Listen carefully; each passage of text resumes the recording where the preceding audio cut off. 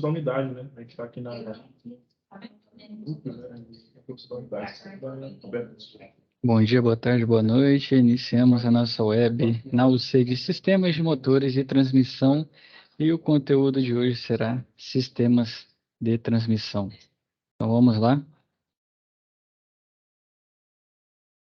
Onde que vem, né, esses termos e onde são aplicados, né? Então, na área automotiva, geralmente utilizam-se engrenagens e uma caixa de marchas para que se consiga ampliação de velocidade e torque. Então, o sistema de transmissão, como o nome bem diz, é para transmitir. Então, o motor gera uma potência e ela tem que ser aplicada às rodas, né?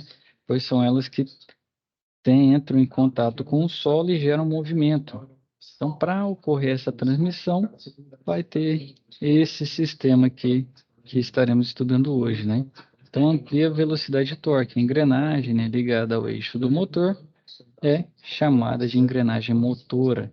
Já a engrenagem ligada às rodas é chamada de engrenagem movida, porque é uma que vai fazer girar a outra. Então, aqui o exemplo ele traz uma relação, né, de 3 para 1, é a relação em relação ao número de dentes. Então, para a engrenagem motora ali são 10 dentes, a engrenagem movida 30. Para uma volta de engrenagem motora, a movida não vai ter completado uma volta completa. Então, a motora precisa girar 3 vezes para que a movida dê uma volta. Por quê? Por essa relação de dentes. Um é 10, o outro é 30. Então, a relação de transmissão é 3 para 1. Por isso, a motora precisa dar 3 voltas para que a movida dê somente uma. Segundo.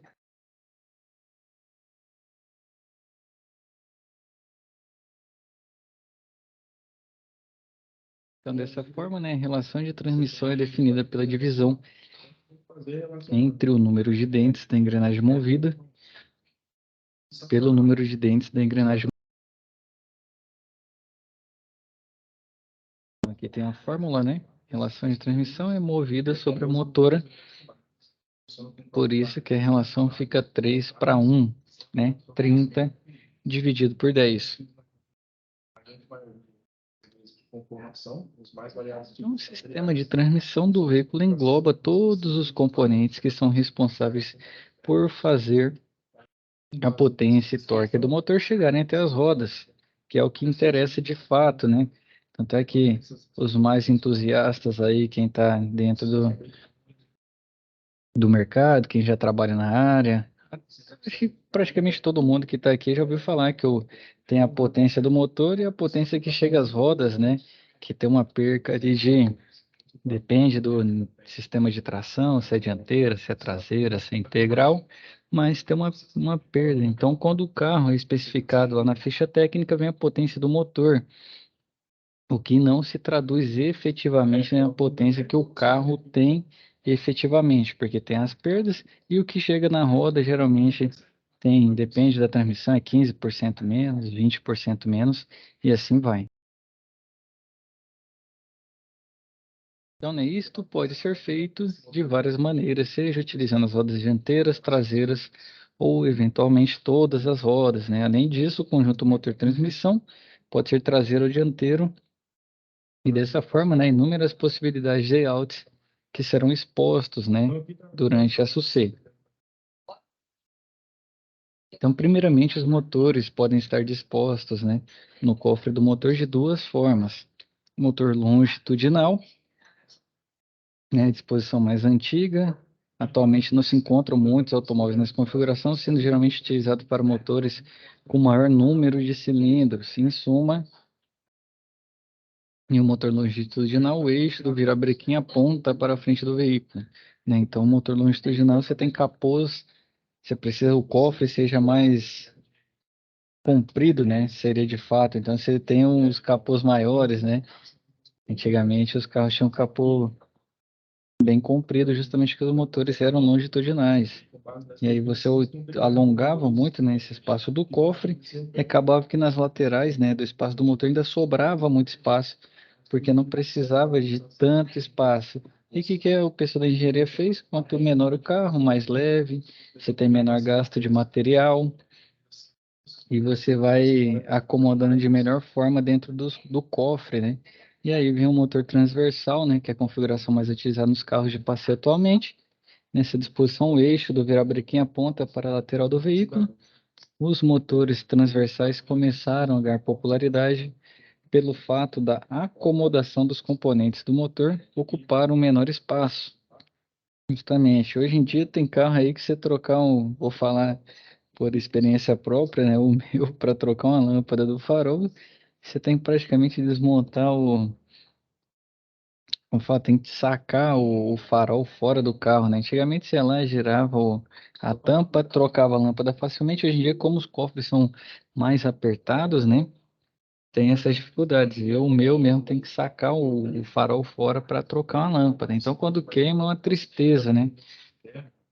Tem carros aí que também tem dificuldade muito grande. Então, às vezes, para trocar um óleo, para verificar uma outra coisa corriqueira, você tem que desmontar mais partes, né? Justamente porque eles tentam otimizar ao máximo o espaço do cofre e com isso vai ficando cada vez mais apertado. Então, o motor pode estar localizado tanto na dianteira quanto na traseira e possui as seguintes características. O dianteiro, né, a opção mais adotada atualmente, entre as vantagens está o empacotamento de todos os componentes em um local só, mas acaba acumulando muito peso na dianteira. O traseiro, né, não é predominante entre os populares, mas já foi muito utilizada pelo Fusca e seus derivados. Pode-se encontrar alguns motores traseiros em muitos ônibus e carros já mais esportivos, né? Já encontra esse tipo de motor. E motor central, né? Ainda é possível encontrar em diversos materiais a definição de motor central. Um veículo com motor central não quer dizer que o motor está instalado bem no meio do veículo, mas que o motor se encontra entre os eixos dianteiro e traseiro dele. E os veículos esportivos utilizam essa configuração porque assim chega-se, né, um balanço dinâmico para lhe garantir estabilidade e manobrabilidade. Então, justamente para ter o centro de gravidade, né, mais próximo do centro do veículo, o pessoal usa motor central. Então, além da configuração dos motores, né, a tração do veículo pode estar no eixo dianteiro, traseiro ou ser integral, né? Dianteira, configuração mais comum entre os carros pequenos e médios. A capacidade de tração é menor, mas ao utilizar o motor dianteiro, todos os componentes ficam agrupados em um apenas local, né? Mais simples a manutenção, tudo mais, até o custo fica menor muitas vezes.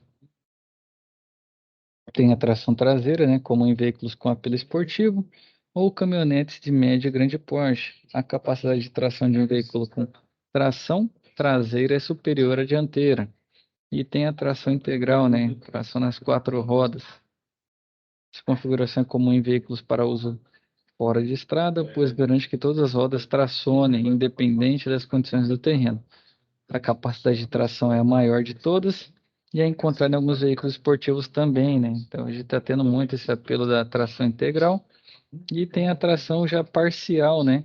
Acaba-se nas quatro rodas tem tração, mas você configura, né? 70-30, 60-40, 50-50. Está cada vez a tecnologia tomando mais conta, né? E tendo essa flexibilidade. A transmissão mecânica, né, é um sistema formado por vários pares de engrenagem. O motorista tem total controle sobre a seleção das marchas. As marchas são diferentes relações de transmissão, que a gente viu lá, né, movida e motora, disponíveis para o motorista fazer a escolha. Atualmente são muito comuns câmbios mecânicos com 5 marchas à frente e uma ré. Hoje em dia já tem 6 marchas à frente e uma ré, né? Entretanto, existem fabricantes disponibilizando câmbios com 6 e até 7 marchas à frente, exatamente. Popularmente já tem 6, né? 7 já não é tão comum encontrar no nosso mercado, mas tem também. Então, quanto mais marchas, né? Ele consegue um escalonamento melhor, com isso visando, né, uma economia de combustível, tudo mais, uma melhor relação, né, torque e velocidade. Quanto mais marchas possíveis, né? Então sempre busca isso, mas muito mais voltado à questão da economia mesmo. E o conceito, né, dessa transmissão mecânica é simples. A caixa de câmbio possui dois eixos: o eixo de entrada, que está conectado ao motor, e o eixo de saída, que está conectado às rodas. Então, entre esses dois eixos existem diferentes engrenagens que, quando selecionadas, determinarão a relação de transmissão selecionada pelo motorista na alavanca de câmbio. Então, o acionamento é simples e ocorre de forma totalmente mecânica. Não há influência de atuadores ou computadores na seleção da relação de transmissão. O motorista decide a melhor hora para trocar, né, a marcha de acordo com o momento que ele está vivendo, se ele precisa de uma velocidade de saída, né, com mais torque, ou ele já está rolando bem, né, já precisa de mais velocidade, e assim vai.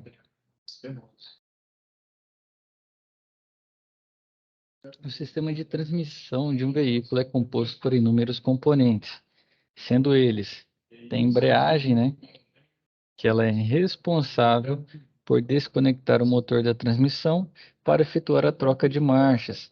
Esse componente terá uma seção exclusiva. Veremos na próxima web.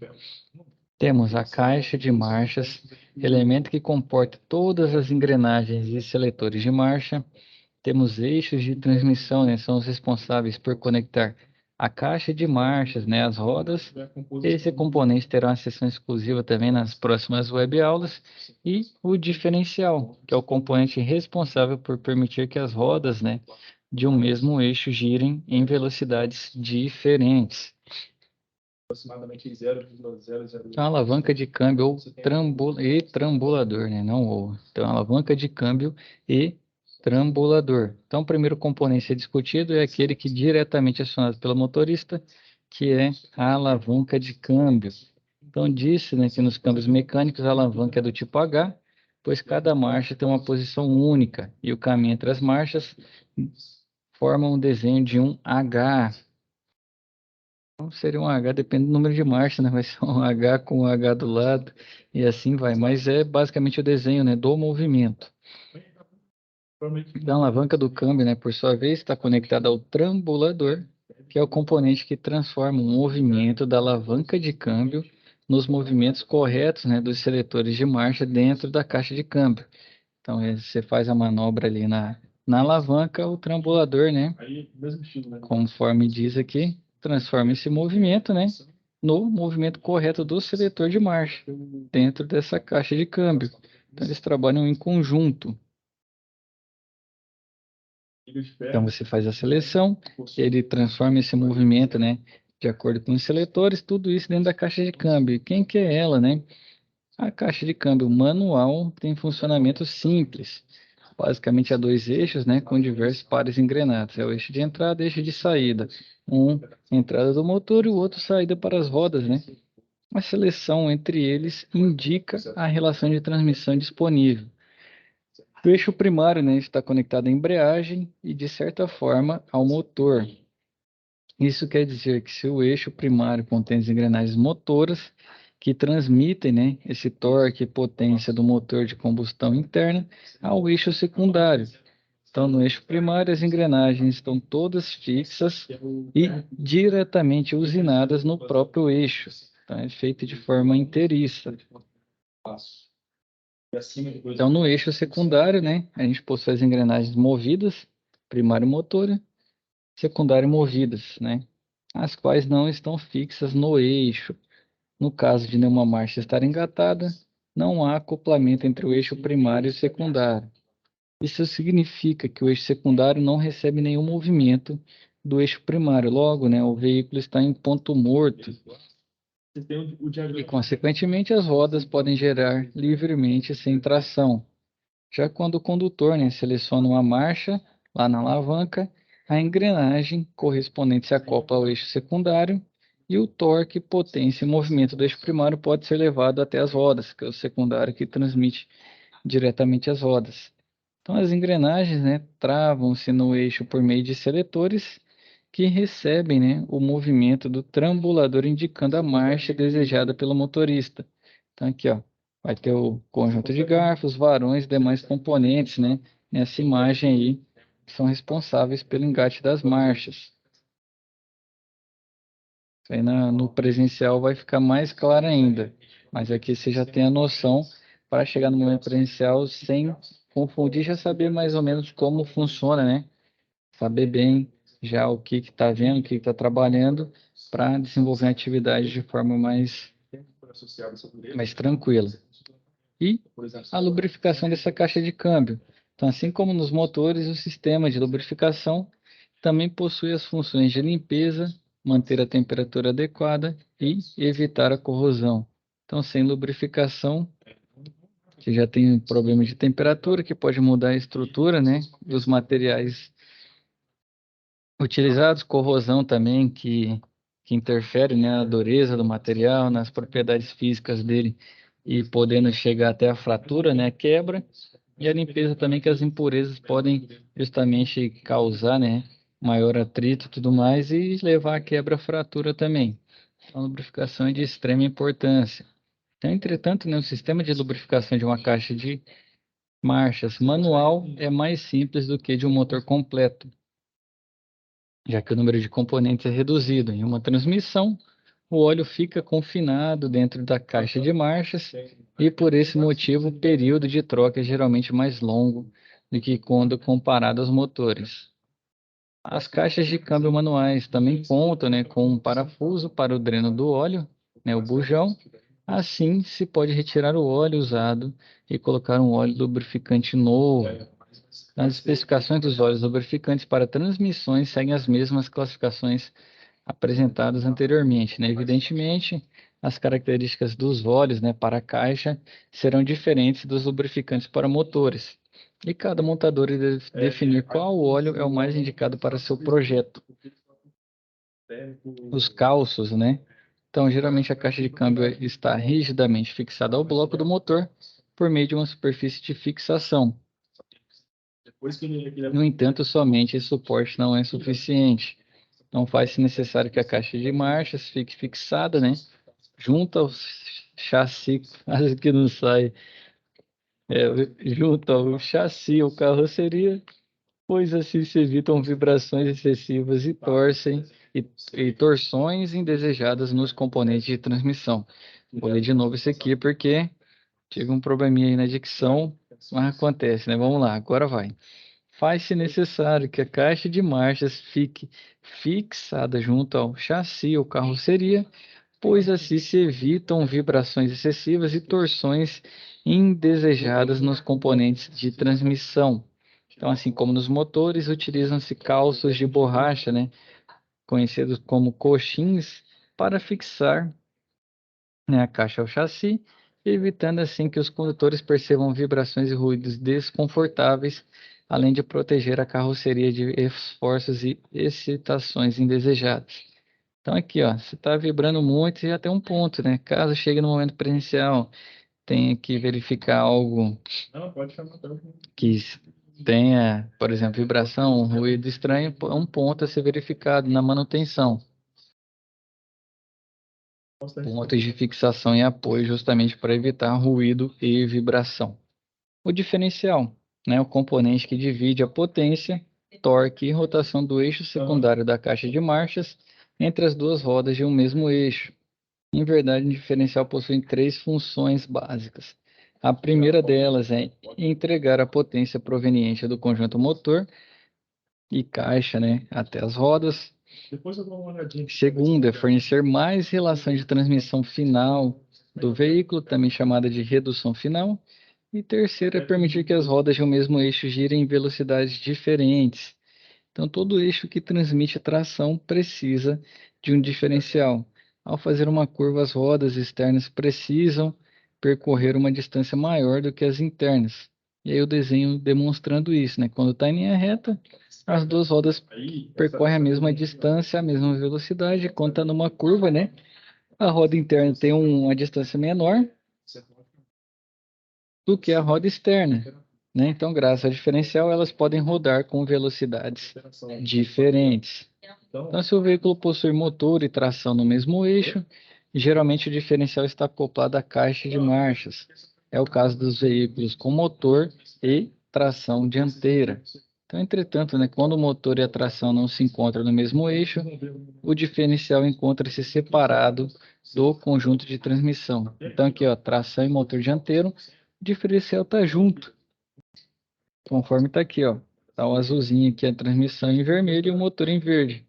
Já quando está com o motor dianteiro, né?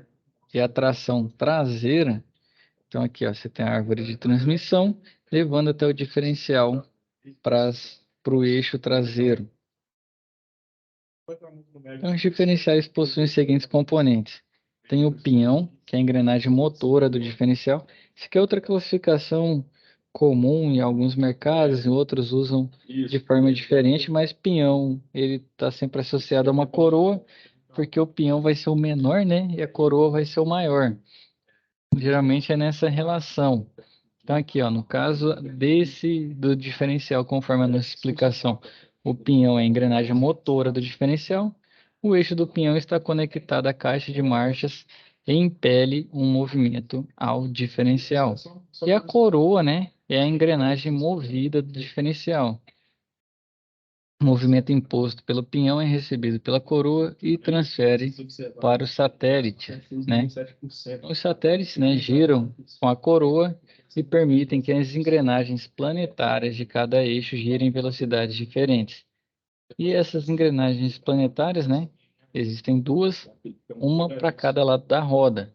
Essas engrenagens giram em velocidades diferentes quando necessário e estão conectadas aos semi-eixos que se conectam à roda para terminar o caminho da transmissão, né, que começa no motor, a gente tem que chegar até as rodas. E tem uma caixa de transferência também. Então, quando o veículo possui tração nas quatro, né, tração integral, é necessário que exista mais um componente que faça divisão de torque e potência entre os eixos dianteiro e traseiro. Esse componente é a caixa de transferência. Então, em caminhonetes e veículos fora de estrada, geralmente utiliza tração nas rodas traseiras para altas velocidades. Em situações de baixa aderência e velocidade baixa, né? Liga-se o sistema de tração nas quatro rodas. A caixa de transferência permite que o torque chegue aos dois eixos, mas não permite a diferença de velocidade entre eles. Então, entretanto, né, quando os veículos são de tração integral, né, ou, ou seja, né, a tração nas quatro rodas é permanente, a caixa de transferência passa a ser um diferencial central, pois nesse momento faz-se necessário que os eixos possam girar com velocidades diferentes, conforme a explicação anterior. Então está aqui o desenho. Vai ter o sistema de transmissão acoplado ao motor, ele vai ter um diferencial central e outro diferencial traseiro para situações de tração integral. Os calços, né? Quando o diferencial não se encontra acoplado na própria caixa de marchas, faz-se necessário que ele seja fixado no chassi ou carroceria. Então, assim como nos motores de caixa de marchas, utiliza calças de borracha, né, os coxins, para evitar vibrações e esforço na carroceria, aumentando a durabilidade do veículo e o conforto dos ocupantes, né, dos usuários.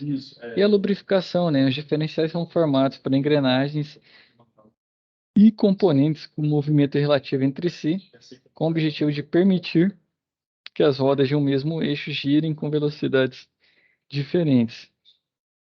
Então, você já deve estar imaginando, né, uma lubrificação e justamente os equipamentos mecânicos, ainda mais que tem atrito entre eles, né, tem calor também, eles sempre vão estar precisando de lubrificação.